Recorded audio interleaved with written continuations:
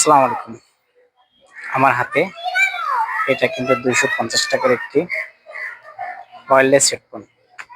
এই যে দেখুন। আর এটা মডেলটা হলো M10 ব্লুটুথ হেডফোন। এটার দাম নিয়েছিল 250 টাকা। এটার অডিও কোয়ালিটিটা খুব ভালো লাগছে, কিন্তু এটার সবথেকে খারাপ দিক হলো এই বাসটাতে আপনার ম্যাক্সিমাম 1 ঘন্টা থেকে 1 ঘন্টা 20 মিনিট আমি ব্যাকআপ পাইছি, দুটোতেই সেম। আর এই কেসটা থেকে 4-5 বার আমি পাইছি। কেসটা থেকে এই দুইটা বাস 4 থেকে 5 বার অনায়াসে চার্জ করা যায়। তো এটা ফুল রিভিউ আমার চ্যানেলে দেওয়া আছে, সেটা দেখে আসবেন। আশা করছি আপনার ভালো লাগবে।